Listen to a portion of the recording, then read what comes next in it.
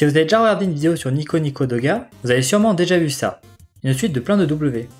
Ceci de l'argot d'internet japonais et je vais vous en présenter et expliquer plein dans cette vidéo. Déjà commençons avec le plus simple, wara. Ce kanji signifie tout simplement rire et peut être utilisé tout seul pour dire par exemple MDR. Vu qu'apparemment écrire wara en entier c'est un peu long, ils ont simplifié en prenant juste la première lettre, W, et ils en ont mis plein à la suite. D'où la fameuse suite de W qui au final veut dire que quelque chose est marrant. Et plus il y a de W, plus cette chose est amusante. Le problème c'est que à force de mettre plein de W, là aussi ça devient long. Et du coup si on regarde bien, au final cette suite de W, ça ressemble un peu à de l'herbe. Bon, faut avoir un peu d'imagination, oui.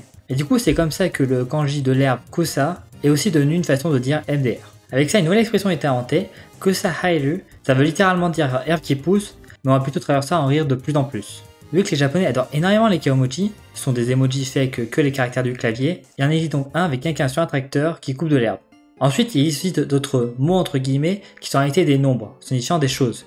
Par exemple, 888 se dit hachi hachi hachi, qui ressemble beaucoup à l'onomatopée pachi pachi, qui est le son de personnes qui applaudissent. Et donc une série de 8 correspond à une série d'applaudissements. Dans le même style, il y a aussi 555 qui se lit en japonais go go go et qui ressemble beaucoup au mot anglais go, qui dans ce cas a pour but d'essayer de motiver ou d'encourager. Il y a aussi des noms un peu plus complexes comme 4649 qui se lit en japonais Yonsen Lopyaku Yonjukyu, qui, si on le dit un peu plus rapidement, et non je vais pas le faire car j'ai galéré à le prononcer, peut ressembler à Yoroshiku qui veut dire s'il vous plaît.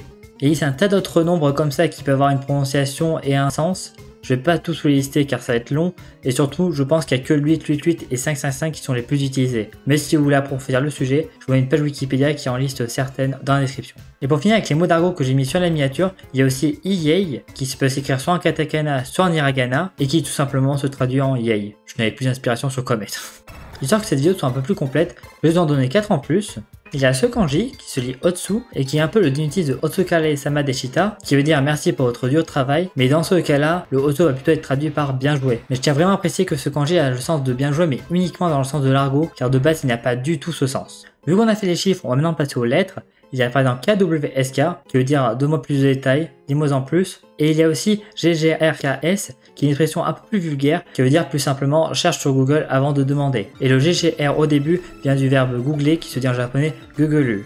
Là aussi il existe d'autres mots d'argot qui utilisent un ensemble de lettres, mais je vais pas tous les lister car ça va être très long. Là aussi je mettrai des liens dans la description si vous voulez approfondir le sujet. Durant mes recherches, j'ai trouvé un mot que je ne connaissais pas du tout et je le trouve assez amusant. Alors je sais pas s'il est vraiment utilisé, mais en tout cas c'est chikiru qui vient du mot chicken qui veut dire poulet, donc ça vient de chicken en anglais. Et du coup chikiru ça vient de l'expression to chicken out qui veut dire être effrayé. Et puis pour finir, pour être une expression un peu bizarre, c'est un nom suivi d'un triangle. Oui, l'argot japonais peut aller très loin. Donc un triangle en japonais ça se dit sankakuke, donc ça veut littéralement dire une forme à 3 angles. Donc la forme se dit ke, 3 c'est san, angle c'est kaku. Donc sankakuke, une forme à 3 angles. Et du coup quand on pense un mot rapidement, on peut enlever les u. Donc là ça donnerait sankake. Vous avez peut-être reconnu le san qui veut dire monsieur, et le kake c'est encore une abréviation de kakkoi i. Je sais pas comment ça se prononcer autant de i. Kakkoi. Mais ça veut dire cool. Et du coup par exemple on peut dire Jimmy sankake, donc ça veut dire Jimmy est trop cool. Voilà, c'est tout ce que j'avais à dire pour aujourd'hui. Si vous avez d'autres suggestions de thématiques ou de mots d'argot que je vous présente, n'hésitez pas à m'en proposer. En tout cas j'espère que cette sélection vous aura plu. Puis voilà, return end.